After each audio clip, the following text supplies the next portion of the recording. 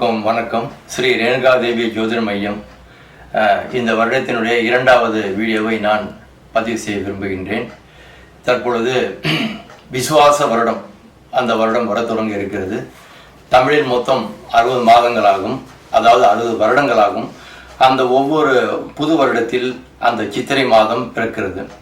அந்த சித்திரை மாதம் பிறக்கும் பொழுது அப்போது இருக்கக்கூடிய கிரக நிலைகள் எப்படி இருக்கின்றன என்பதை பற்றி ஆராய்வோம்.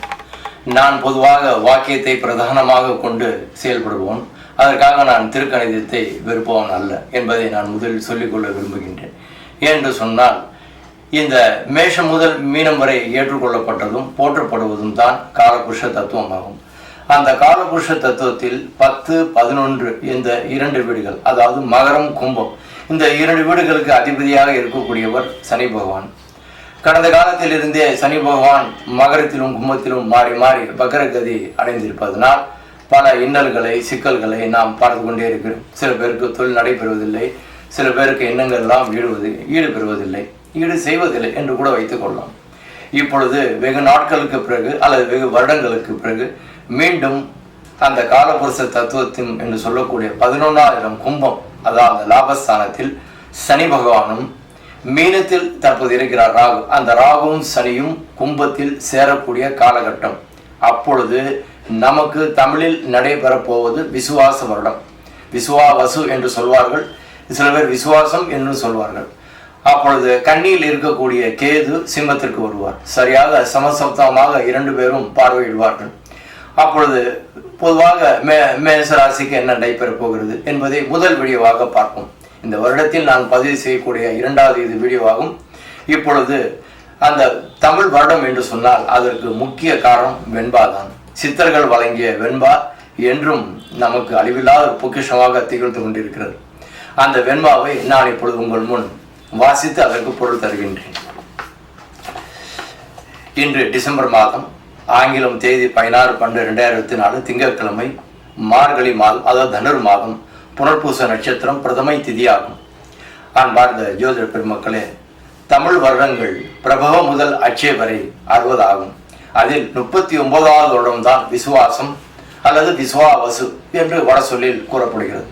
தற்போது நான் எடுத்துக்கொள்வது வாக்கிய முறைப்படியில் இருக்கக்கூடிய பாரம்பரிய ஜோதிட அமைப்பாகும். இதில் திருக்கணிதற்கும் இதற்கும் ஏகப்பட்ட நெருக்கங்கள் உண்டு. நெருக்கங்கள் என்று சொல்வதை விட வித்தியாசங்கள் உண்டு. முதலில் வருஷத்திய வெண்பா பலனும், பின்பு ராகு கேது அவைகளுடைய சனிபகவானுடைய சேர்க்கையும் நான் பொதுவாக பார்ப்போம். வெண்பாவை பார்ப்போம். இந்த இடத்தில் வெண்பாவுக்கு முக்கியத்துவம் கொடுப்பதற்கு காரணம் என்னவென்றால், பல கோடி ஆண்டுகளுக்கு முன்பே நாதபந்தர்கள் என்று சொல்லக்கூடிய சித்தர்கள் நமக்கு வழங்கி சென்றுள்ளார்கள். என்றுமே அதிலிருந்து சிறிதளவு கூட தவறாமல் பலன்கள் நடைபெற்றுக் கொண்டே வருகிறது. நாம் இப்பொழுது பார்ப்பதெல்லாம் கோச்சாரம் தான். தனிப்பட்ட மனிதனுடைய ஜாதகம் அது தன்னைத்தானே இயங்கிக் கொண்டிருக்கும். தனிப்பட்ட மனிதனுடைய ஜாதகம் 50% இயங்கும். கோச்சாரம் என்பது பொதுவானதாகும் 40% தான். மீதம் 10% நாம் யாருடன் எப்படி பேசுகின்றோம், என்ன பேசுகின்றோம் என்று சொல்லக்கூடிய யுக்தி, அது 5% செயல்படும். அதை மீறி அதையும் தவிர்த்து 5% எல்லாம் வல்ல இறைவனுடைய கடாட்சம் சேர்ந்து அது 100% செயல்படுகிறது. அதனால் திருக்கணிதம் வாக்கியம் என்ற குழப்பத்திலிருந்து நாம் விடுபடுவோமாக. அதனால் நான் வாக்கியம்தான் ஃபாலோ செய்கின்றேன், திருக்கணிதத்தை வெறுப்போன் அல்ல. சரி, இப்பொழுது விஷயத்திற்கு வரும். அந்த விசுவாச வருடத்தினுடைய வெண்பா, விசுவாவசு வருடம் வெள்ளாண்மை ஏறும், பசு ஆடு மாடு பலிக்கும், சிசு நாசம், மற்றையோரு வாழ்வார்கள் மாதவங்கள் மீறுமே, உற்றுலகினில் மழை உண்டும். என்ன பொருள் என்றால், வரக்கூடிய விசுவாச வருஷம் வெள்ளாமை ஏறும். வெள்ளாமை என்றால் உழவு தொழில் நடைபெற வேண்டும் என்று சொன்னால் மழை வேண்டும். அதற்காகவே கடைசி வரியில் உற்றுலகினில் மழை உண்டு என்று அருமையாக கூறப்பட்டிருக்கிறது. ஆனால் அதே சமயத்தில் பொதுவாக இப்போ ஒரு பிளஸ் இருந்தால் ஒரு மைனஸ் இருக்கும் இல்லையா, அது மாதிரி பார்க்கும் பொழுது பசு ஆடு மாடு, அதாவது நாற்கால் ஜீவனங்கள் பலிக்கும், அழிந்து போகும். இது இயற்கையின் விதி. இந்த வருடம் குழந்தைகளுக்கு, அதாவது வரக்கூடிய விசுவாச வருடம், இந்த வருடம் என்றால் நடைபெற்று கொண்டு இருக்கக்கூடிய குரோதி அல்ல, வரக்கூடியது சிசு நாசம் என்று சொல்லப்பட்டிருக்கிறது. நாசம் என்பது வட சொல். அதற்காக குழந்தைகளுக்கு நல்லது இல்லை என்று நாம் எடுத்துக்கொள்ள வேண்டும். சிசு நாசம் என்றால் எல்லா சிசுகளும் அழிந்து போகக்கூடியது என்ற பொருள் அல்ல. ஏன் என்று சொன்னால், 4 யுகங்கள் உண்டு. அதில் நாம் தற்பொழுது இருந்து கொண்டிருப்பது கலியுகம் ஆகும். அதற்கேற்றால் போல் காலத்திற்கேற்றால் போல் அந்தந்த கிரக அமைப்புகள் பலன்கள் மாறிக்கொண்டே இருக்கும். சரி, இப்பொழுது விஷயத்திற்கு வருவோம். நல்ல மழை உண்டு. ஒரு வரி கூறப்பட்டிருக்கிறத கவனிங்கள். மாதவங்கள் மீறேறுமே, அதாவது ஆன்மீகம் தலை தோங்கும், தெய்வ நம்பிக்கை எல்லா இடங்களிலும் வரும். பொதுவாக யுகங்கள் 4 என்று சொல்லியிருக்கின்றேன். அதையும் பார்ப்போம். கிருதயுகம், திரேதாயுகம், துவாபர யுகம், கலியுகம். தற்போது நடப்பது கலியுகம் ஆகும். அந்த கலியுகத்தில் நாம் இப்பொழுது எல்லோரும் சஞ்சாரம் செய்து கொண்டிருக்கின்றோம். சரி, இப்பொழுது விஷயத்திற்கும் மேஷம் முதல் மீனம் வரை போற்றப்படக்கூடியதும் ஏற்றுக்கொள்ளப்பட்டதுதான் காலபுருஷ தத்துவமாகும். அந்த காலபுருஷ தத்துவத்தில் மிக மிக முக்கியமாக எடுத்துக்கொள்ளப்படுவது ராகு, கேது, சனி பகவானுடைய அமைப்புகளாகும். இப்பொழுது அந்த வரக்கூடிய விசுவாசம் நான் இந்த போர்டில் போட்டிருக்கேன், அதை நீங்கள் பார்த்துக்கலாம். இப்பொழுது மீனத்தில் கிட்டத்தட்ட அங்கே இருக்கக்கூடிய, அதாவது குரு சனி பாதங்கள் 9 பாதங்களை கடந்து ராகு பகவான் மீனத்திலிருந்து மெதுவாக கீழே இறங்கி கொண்டிருக்கிறார். இன்னும் 3 மாதத்தில் கும்பத்திற்கு வர இருக்கிறார். அதே சமயத்தில் கும்பத்தில் இருக்கக்கூடிய சனி பகவான் மீனத்தை நோக்கி பிரவேசம் செய்து கொண்டிருக்கின்றார்.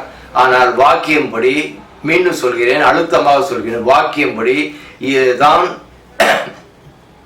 இந்த வருடம் சனி பகவானுடைய பயிற்சி இல்லை. திருக்கணிதன்படிதான் சனி பகவானுடைய பயிற்சி இருக்கிறது. ஆனால் நான் எடுத்துக்கொள்வது என்னவென்று சொன்னால், இந்த ராகு சனி சேர்க்கை என்ன செய்ய போகிறது என்பதைத்தான். அதை பார்ப்போம். இப்பொழுது ராகு கும்பத்தில் வரப்போகிறார். ஏற்கனவே சனி பகவான் அங்கே பூரட்டாதி குரு நட்சத்திரத்தில் இருக்கிறார். அப்பொழுது ராகு சனி சேர்க்கை என்று சொல்லும் பொழுது கண்ணியில் இருக்கக்கூடிய அந்த உத்தரம் சூரிய பகவானுடைய நட்சத்திரத்திலிருந்து சிம்மத்திற்கு கண்ணியிலிருந்து சூரிய பகவான் நட்சத்திரத்திலிருந்து சிம்மத்திற்கு கேது பிரவேசம் செய்யும் பொழுது அங்கிருந்து ஒரு 2.5 மாதம் கழித்து மிதுனம் கடகத்திலிருந்து மாறி மாறி வக்ரம் பெற்றிருக்கக்கூடிய செவ்வாய் கேதுடன் சேரப்போகின்றார். இதில் ஒரு என்ன வேடிக்கை என்று சொன்னால், ராகுவும் சனியும் கேதுவும் செவ்வாயும் வெகு நாட்களுக்கு பிறகு என்று சொல்வதை விட பல வருடங்களுக்கு பிறகு இப்படி மகா சந்திப்பு ஏற்படுகின்றது. என்று சொன்னால், காலபுருஷ தத்துவத்தில் ராகுவை போல் கொடுப்பார்களே, கேது போல் கொடுப்பார்களே, கெடுப்பார்களே என்று பொதுவாக கூறப்பட்டிருக்கிறது. உத்தரகால அமிர்தத்தில் காளிதாசர் மிக அருமையாக கூறுகிறார். காளிதாசர் என்ன சொல்கிறார்? அதாவது சனிவத் ராகு குஜவத் கேது என்று சொல்கிறார். இதற்கு என்ன பொருள் என்று சொன்னால், சனிவத் ராகு சனியை போல் ராகு பலன் செய்வான், குஜவத் கேது குஜ என்றால் செவ்வாய், செவ்வாய் போல் கேது பலன் செய்வான். ஆகவே ராகுவும் சனியும் கேதுவும் செவ்வாயும் பல வருடங்களுக்கு பிறகு சந்திக்கக்கூடிய இந்த காலகட்டத்தில் பலன்கள் என்ன செய்ய போகின்றன என்பதை நாம் பார்க்க போகின்றோம். சரி, இப்பொழுது ராகு சனி கேதும் செவ்வாயுடைய சந்திப்பு நிகழப்போகிறது. சரி, இந்த விசுவாச வருடம் பிறக்கின்ற அந்த நேரம் நாளிகை என்ன என்பதை பார்ப்போம். ஜோதிட மக்களே, மீண்டும் நாம் விஷயத்திற்கு வருவோம். இப்பொழுது விசுவாச வருடம் நான் மீண்டும் கூறுகின்றேன். நிகழும் விசுவாச வருடம் மற்றும் சித்திரை மாதம் பிறப்பும் அதன் பலன்களை பற்றி ஆராயப் போகின்றோம். அது அந்த நிலையில் இருக்கக்கூடிய கிரகங்கள் என்ன என்பதை அதன் பலன்களை பார்க்க போய் இது பொதுவானதாகும். பங்குனி மாதம் 30ஆம் தேதி நடக்கின்ற குரோதி வருடம் திங்கட்கிழமை சித்திரை மாதம் 1ஆம் தேதி ஞாயிறு இரவு 2:23 நாளிகை நமக்கு வாக்கியம்படி சொல்வதெல்லாம் நாளிகை இந்த இடத்தில் நமக்கு அது போன்றாக நான் கருதுவதில்லை. 2:23 13/4/2025 நன்றாக கவனிங்கள். மகர லக்னத்தில் செவ்வாய் கோரையில் ரயில்வே நேரம்படி ஞாயிறு இரவு என்று சொல்லும்போது அந்த நேரத்தில் திங்கள் பிறந்து விடுகிறது. ஆகவே இந்த தமிழ் வருட பிறப்பு திங்கட்கிழமை பிறக்கிறது என்று தெரிகிறது. மகர லக்னம் செவ்வாய் கோரை. இதில் என்ன ஒரு விசேஷம் என்று சொன்னால், மகர லக்னம் செவ்வாய் கோரை என்று வரும் பொழுது மகர லக்னத்துக்கு அதிபதி ஆகிறவர் சனி பகவான். அங்கே காலபுருஷனுக்கு மேஷத்துக்கும் விருச்சிகத்திற்கும் அதிபதி இருக்கக்கூடிய செவ்வாய் அங்கே உச்சமாகிறார். அந்த வருடம் மீண்டும், அதாவது அந்த வருடம் செவ்வாய் கோரையிலே பிறக்கிறது. இதில் ஒரு விசித்திரம் என்னவென்று சொன்னால், மகர லக்னம் செவ்வாய் கோரை. மேலும் இந்த 2025 என்பதை உற்று நோக்கி பார்த்தோமே ஆனால் எண் கணிதப்படி 9 ஆகும். 9 என்று சொன்னால் எந்த கிரகத்துக்கு அதிபதி ஆகும்? செவ்வாய் தான். ஆகவே இந்த வருடம் செவ்வாயினுடைய ஆதிக்கம் மிக மிக அதிகமாக பலமாக இருக்கும். என்று சொன்னால் காலபுருஷ தத்துவத்தில் மீண்டும் சொல்கின்றேன், மேஷம் முதல் மீனம் வரை போற்றப்படுவதும் ஏற்றுக்கொள்ளப்பட்டதும் இந்த காலபுருஷ தத்துவத்தில் செவ்வாய்க்கும் சனிக்கும் மிக மிக அதிக வலு உண்டு. அதற்கப்புறம் தான் ராகு கேது, பிறகு குரு. ஒவ்வொரு அமைப்புக்கும் ஒவ்வொரு அமைப்பு ஆகும் என்பதை நாம் மிகவும் தீர்க்கமாக ஆராய வேண்டும். அதாவது ரயில்வே நேரப்படி நான் இருக்கேன் சொல்லியிருக்கின்றேன். உத்தராயண வசந்த கால தொடக்கமும் அது அமைகிறது.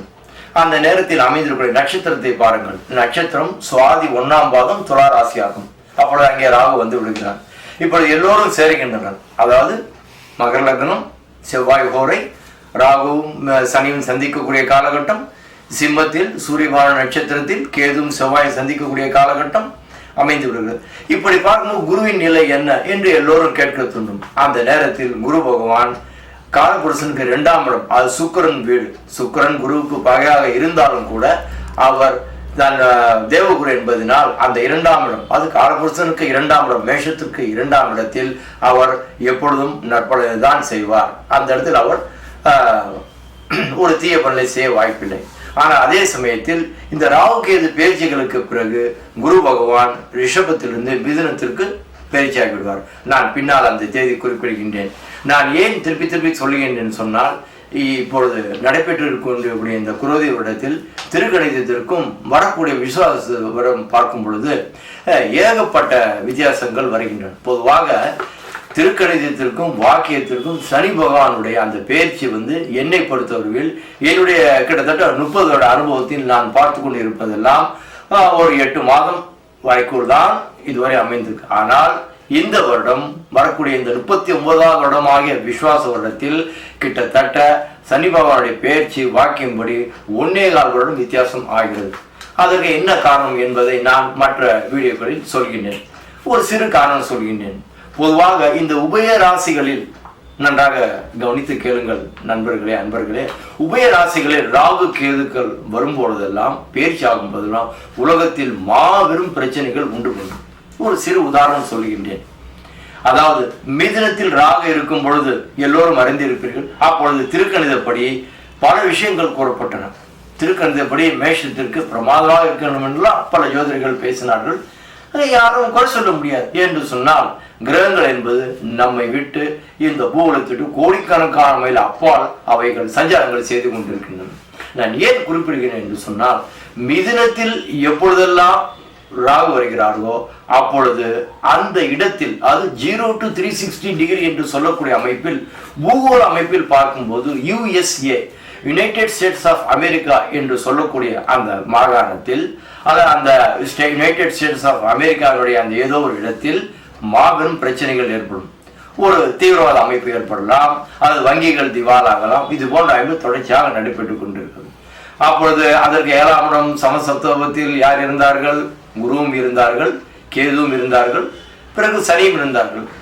பொதுவாக காலபுருஷனுக்கு முதல் ராசி எடுத்துக்கொள்ளும். மேஷத்திற்கு குரு கேது கொடிசுரேகம் தரும் என்றெல்லாம் பேசப்பட்டது.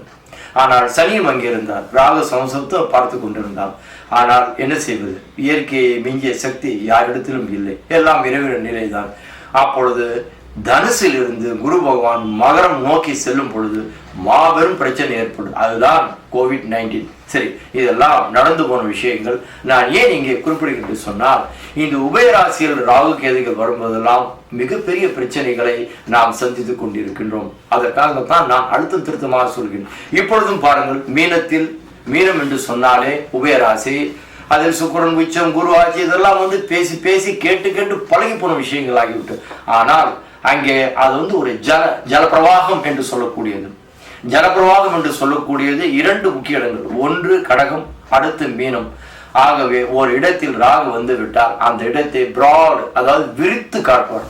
அதற்காக தான் எந்த இடத்தில் என்னென்ன பிரச்சனை நடந்தது, போர் நடந்தது, மழை பொழிந்தது, பல பல பூகம்பங்கள் வெடித்து சிதறின, அந்தந்த நாடுகளுடைய ஆதிபத்தியங்கள்லாம் காட்டிவிட்டன. இதெல்லாம் தொடர்ச்சி பார்க்கின்றோம். சரி, இப்பொழுது நான் மீண்டும் சொல்கின்றேன்.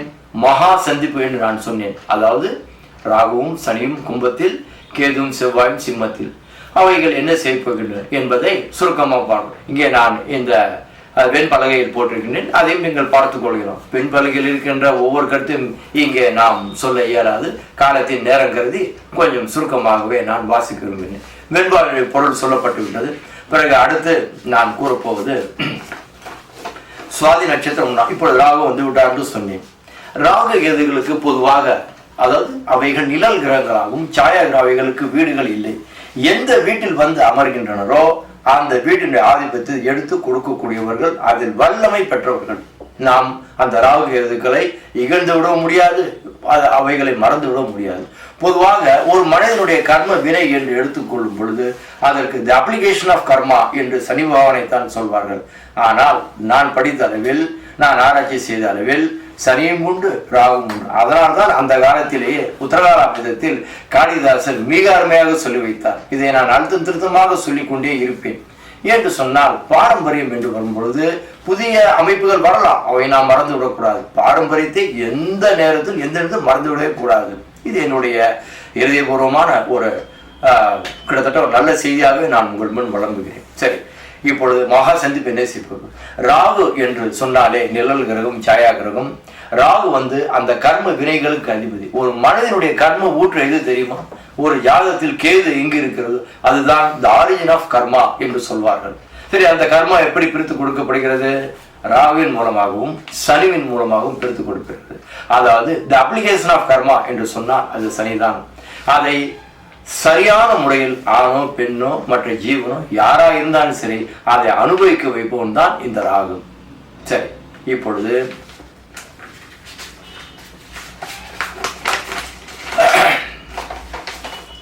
இவைகளுக்கு வீடுகள் இல்லை, சாயா கிரகம் என்று சரி, இவர்கள் என்னதான் செய்ய போறார்கள் எல்லோரும் ஆவலா எதிர்பார்த்துள்ளோம். வாக்கியம்படி தேதியை சொல்லி இங்கே நான் தேதியை குறிப்பிட்டிருக்கின்றேன். வாக்கியம்படி ராகு கேது பயிற்சி 26/4/2025 சித்திரை மாதம், அன்றைய நட்சத்திரம் ரேவதி ஆகும். அப்பொழுது புதன் சம்பந்தப்படுகிறார். அது ஒரு பக்கம் இருக்கட்டும். 13ஆம் தேதி சனிக்கிழமை திரையோதசி தேதியில் பூரட்டாதி 4ஆம் பாதத்திலிருந்து 3ஆம் பாதத்தில் கும்பராசியில் ராகு பகவான் பிரவேசம் செய்கிறார். சரி, இப்பொழுது சனியின் நிலை பார்ப்போம். அடுத்து ராகுக்கு சமசப்தில் வந்திருப்பவர் கேது. கேது என்ன செய்ய போகிறார்? 26/4/2025 சித்திரை மாதம் 13ஆம் தேதி சனிக்கிழமை திரையோதசி தேதியில் உத்திரம் 2ஆம் பாதம் கன்னியிலிருந்து சிம்மராசியில் உத்திரம் 1ஆம் பாதத்தில் கேது பிரவேசம் செய்கிறார். காலபுருஷனுக்கு 10 பயணக்கூடியவர் சனி ஆவார். கும்பத்தில் அவருடைய ஆட்சி வீடாகும். அதாவது என்ன நடக்கும் என்று சொன்னால் 40% தான் கோச்சாரம் என்று சொல்லியிருக்கின்றேன். யார் யாருக்கு திருமணம் நடைபெறவில்லையோ அவர்களுக்கெல்லாம் திருமணம் நிச்சயம் நடைபெறும். அவர்களுடைய ஜாதகத்தில் அந்த திருமணம் யோகம் என்பது எப்படி என்று பார்த்துக் கொள்ளுங்கள். பொதுவாக திருமணம் என்று வரும் பொழுது 2-7 சம்பந்தப்பட வேண்டும். சில பேருக்கு 2ஆம் திருமணம் கூட நடக்க வாய்ப்பு இருக்குது. ஏனென்று சொன்னால் இந்த 5ஆம் இடம் மேஷத்தை எடுத்துக்கொள்ளும். காலபுருஷனுக்கு முதல் வீடு மேஷம். இங்க எல்லா அமைப்புகளுக்கும் இங்க காலத்தை நேரங்கள் பண்ண சொல்ல முடியாது. மேஷம் என்பது பொதுவான ஒரு கருத்து. அதை வைத்து நாம் மேசராசி அன்பர்கள் கவனித்துக் கொள்ளலாம். மேசத்திற்கு 5ஆம் இடம் சிம்மமாகும். அதில் கேது அமர்ந்திருக்கிறார். வெகு சீக்கிரத்தில் மிதனத்திலும் கடகத்திலும் மாறி மாறி வகரம் பெறக்கூடிய அந்த செவ்வாய் கேதுடன் சந்திப்பு செய்ய போகிறார். இதுதான் மகா சந்திப்பு என்று சொன்னேன். திருமணம் நடைபெறாதவர்களுக்கெல்லாம் திருமணம் நடைபெறும். சில பேருக்கு 2ஆம் திருமணம் நடைபெறும். அதாவது காலபுருஷ தத்துவத்தில் 2ஆம் வீடு என்பது தன குடும்ப வாக்குஸ்தானம் என்பது குடும்பத்தை குறிக்கும். 7ஆம் இடம் என்பது ஸ்பௌஸ் மனைவியை குறிக்கும். ஆனால் அந்த 7ஆம் இடத்திற்கு 3ஆம் இடம் சில பேர் என்ன செய்வார்கள் சொன்னால் அவர்களுக்கு அந்த காலத்து முறை வாரிசு இல்லை என்று சொன்னால் அவர்கள் உடன் பிறந்த சகோதரியை மறந்து கொள்வார்கள். அதைத்தான் பாக்கியஸ்தானம் 9ஆம் இடம் என்று சொன்னார்கள். ஆனால் 2ஆம் இடம் 2ஆம் திருமணம் என்று வரும் அது 5ஆம் இடத்தை குறிக்கிறது. இப்பொழுது ராகுவும் சனியும் கும்பத்தில் மேஷத்திற்கு 15ஆம் இடம், அது காலபுருஷ தத்துவத்திற்கு 15ஆம் இடத்தில் சொல்லி வைத்தார்கள். 2 பேருமே அந்த குரு நட்சத்திரத்தில் சந்திக்கிறார்கள். இதுல என்ன வேடிக்கை என்றால் இவர் இங்கே குரு நட்சத்திரத்தில் சந்தித்தால் கேதும் செவ்வாயும் சூரிய நட்சத்திரத்தில் சந்திக்கின்றார்கள். அதாவது சூரியன் வீடு சிம்மம் என்பது அக்னி ஆகும். அக்னிக்கு ஆப்போசிட்டாக இருக்கக்கூடியது காற்று. ஆகவே கும்பம் என்பது காற்று ராசி ஆகும். அது காற்று ராசி, இங்கே அக்னி ராசி. மிக இருவருமே சமசப்தமா இருக்கும் பொழுது அங்கே குரு நட்சத்திரம், இங்கே சூரிய நட்சத்திரம். ஆக 2 அது திரிகோணமாக அமைந்திருப்பதால் யார் யார் எல்லாம் 2ஆவது திருமணத்திற்கு முயற்சி செய்கிறார்களோ நிச்சயம் நடைபெறும். இன்னொரு விஷயம் சொல்வேன். சமுதாயத்திற்கு இப்ப சமுதாய நிலை என்று வரும்போது அதற்கு புறம்பாக செயல்படக்கூடியவர்கள் என்றெல்லாம் சொல்லப்பட்டிருக்கிறது இந்த ராகு கேதுகளுக்கு. இந்த இடத்தில் புறம்பு என்று சொன்னால் சமுதாய வரம்பை மீறுதல் என்று பொருள் அல்ல. ஏன்று சொன்னால் அந்த சாயா கிரகங்கள் சுற்றி வருகின்ற அந்த அமைப்பை பார்த்தால் நமக்கு தெரியும். நான் ராகு கேதுவை பொதுவாக ஜாதகம் ஆராய்ந்து மிக மிக பிரதானமாக எடுத்துக்கொள்வேன். அதற்காக தான் திருப்பி திருப்பி சொல்கின்றேன், சற்று பொறுமையாக கேளுங்கள். அதாவது இரண்டாம் திருமணம் 5ஆம் இடத்தை குறிக்கும். அங்கே கேது, அங்கே ராகு வந்து அமர்கிறார், சனி அமர். சனி என்பது அந்நிய மற்ற பிற ஜாதிகளுக்கு தொடர்புடையவர். ஆகவே கலப்பு திருமணங்கள் அதிகமாக நடக்க வாய்ப்பு உண்டு. இப்பொழுது எப்படி இருக்கிறது பாருங்கள். கோச்சாரம்படி 10, 11 இங்கே சூரியன் நட்சத்திரத்தில் வருகிறார், கேதுவும் செவ்வாய் சந்திக்கிறார்கள். அந்த பாவம் 5ஆம் பாவம். ஆக 5, 10, 15. 5 என்பது எதை குறிக்கிறது? Love affairs. அது காதல் திருமணம் செய்து கொள்ளலாம். காதல் திருமணம் செய்து கொள்ளலாம் என்று சொன்னால் காதல் யாராக இருப்பாரோ அவர்களுக்கு அந்த காலகட்டத்தில் நிச்சயமாக திருமணங்கள் நடைபெறும். பிறகு குருவை பற்றி பார்ப்போம். குருவை பற்றி ஒரு தனி வீடியோ நான் இன்னும் பெருசாக போடுகின்றேன். இப்பொழுது முக்கியமாக எடுத்துக்கொண்டு இந்த ராகுகேது பற்றி தான். அந்த காலகட்டத்தில், அதாவது இந்த மகா சந்திப்பு நிகழக்கூடிய காலகட்டத்தில் குரு பகவான் மிதுனத்துக்கு வந்து விடுவார். அது காலபுருஷ தத்துவத்திற்கு 3ஆவது வீட்டில் வந்து விடுவார். இன்னொரு முக்கியமாக கூற விரும்புகிறேன், ஒரு கிரகம் எந்த வீட்டில் வந்து அமர்கிறதோ அந்த ஆதிபத்தியத்தை அவ்வாறே எடுத்துக்கொள்ளும். அதற்கு 2வது வீடு எது? கன்னி. ஆகவே குரு பகவான் காலபுருஷ தத்துவத்திற்கு 9, 12 தனுசு, மீனம். எந்த வீட்டில் அமர்கிறார்? மிதுனம். அடுத்த வீடு எது? கன்னி. ஆக 3, 6, 9, 12 இவையெல்லாம் சூட்சும பாவங்களாக செயல்படும் என்று கூறிக்கொண்டு இத்துடன் இந்த வீடியோவை நான் முடித்துக் கொள்கின்றேன். அடுத்த விஷயங்களை அடுத்த வீடியோவில் பார்ப்போம். பிடித்தவர்கள் கமெண்ட் செய்யுங்கள். இதில் பல, அதாவது இந்த வாக்கியம் திருக்கணிதம் இந்த முரண்பாடெல்லாம் வேண்டாம். வாக்கியம் ஃபாலோ செய்வர்கள் வாக்கியம் ஃபாலோ செய்யுங்கள், திருக்கணிதம் ஃபாலோ செய்வர்கள் திருக்கணிதையை ஃபாலோ செய்யுங்கள். எந்த பிரச்சனையும் வராது. என்று சொன்னால் மகா சந்திப்பு நிகழப் போகிறது. அதற்காக தான் இதை சொன்னேன். பிறகு உலக அமைப்பில் என்று பார்க்கும் பொழுது சனி பகவான் அந்த கும்பத்தில் இருக்கின்ற வரை இந்த பெட்ரோல், இந்த கச்சா பொருட்கள், இந்த பிரச்சனைலாம் இருந்து கொண்டே தான் இருக்கும். பொதுவாக சொல்வார்கள் பெட்ரோல் விலை குறையும் கூடும் என்று. ஆனால் அவர் ஆட்சி வீட்டில் இருக்கும்போது அதெல்லாம் நடந்து கொண்டு தான் இருக்கும். அங்கே ராகும் வந்து அமர்கிறார். அது இன்னும் பிராட். ராகு என்று சொன்னாலே இப்போ ஒரு கிட்ட 1 லட்சம் ரூபாய் பணம் இருந்தால் அவன் 2 லட்சம் பட்ஜெட் போட அப்படி இருக்கும். அது மாதிரி வந்து ராகு இருக்கின்றது மிக மிக விஸ்தாரமாக எடுத்து காட்டுறோம். அதை சுருக்கமாக செய்பவர் தான் கேது. இவர் விஸ்தாரம் என்றால் இவர் சுருக்கம், இவர் பிராட் என்றால் இவர் ஷார்ட். ஆனால் அதற்கு சொல்லி வைத்தார் போல் அந்த இடத்தில் செவ்வாய் வந்து விடுகிறார். சிம்பத்தில் காலபுருஷனுக்கு 1, 8 கோடி செவ்வாய் 5இல் வரும்பொழுது நிச்சயமாக தொழிலில் ஈடுபடுபவர்கள் கடன், அது பேங்க் லோன் என்றெல்லாம் அருமையாக கொடுக்கும். என்று சொன்னால் ஒருக்கு பேங்க் லோன் கிடைத்து செயல்பட்டு இண்டஸ்ட்ரி நடத்த வேண்டும் என்று சொன்னால் செவ்வாயுடைய தயவு இல்லாமல் ஒரு அங்குலம் கூட நடைபெறவே முடியாது.